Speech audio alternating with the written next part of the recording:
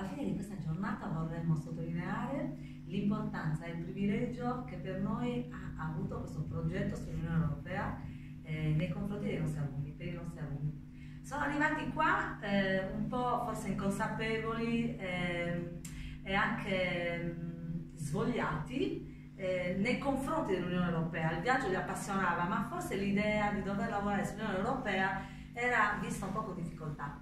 Tutto quanto si è capovolto, è cambiato tutto, perché i ragazzi hanno avuto invece l'opportunità di buttarsi sulla realtà dell'Unione Europea, l'hanno vissuta, hanno fatto dei cartelloni, hanno collaborato.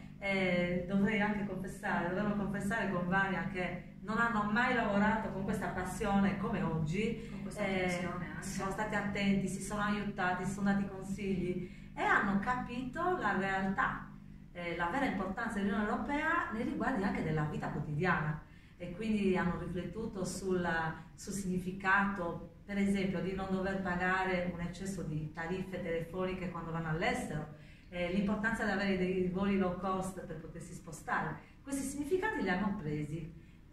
Vania, cosa dici? Cosa possiamo aggiungere? Il terzo anno, ma sicuramente sono un'esperienza da ripetere. I ragazzi sono entusiasti, almeno questo è quello che abbiamo percepito, utilissima, insomma, Da ripetere per le altre classi. Per le altre classi in futuro, sì. Sì, hanno collaborato benissimo, quindi complimenti veramente all'organizzazione e all'idea che c'è dietro questo bel progetto.